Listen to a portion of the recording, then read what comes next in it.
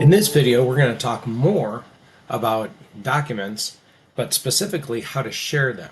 So let's go ahead and take a look. So we're in the document library, and let's go ahead and create a Word document in here. So I just went to New Word Document, and so it opens up Word, and we can then start editing it, and we're just going to call it Test. And then up here in the document name, right, we're going to click on that, call it Test. Pretty basic, right? So that is a document. Now we see that it is in here, test. So once we have this, we can do a couple things with it by clicking on the dot, right? We have our menu up here, and one of them is share. So it's our normal share menu that we're traditionally used to. Add the name, group, or email of somebody you want to share it with, and it shows you who has access to it down here. It'll send them a message. You control what they can do with that document, right? Can they edit it? Can they review it? Can they view it only? Or view it and not even download it? So those are like options, right? Or maybe you just want to send a link and get that copy link. But we have settings in here.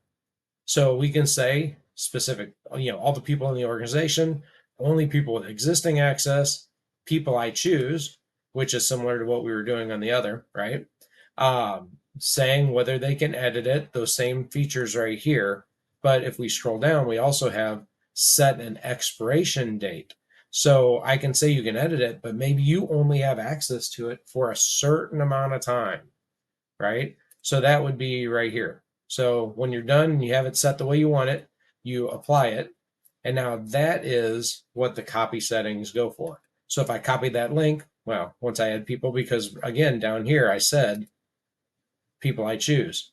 But if I want to do all people, right, apply, now I can copy that link. And now the link's copied. If I send that link, only people in the organization with the link will be able to access it. So if that link does get outside the organization, goes public, doesn't matter, they can't access it. They don't have access to it. That link is only for people within the organization. So there's different ways you can set that in there. Once you have that, they can log in, view that document, and access it and work on it at the exact same time.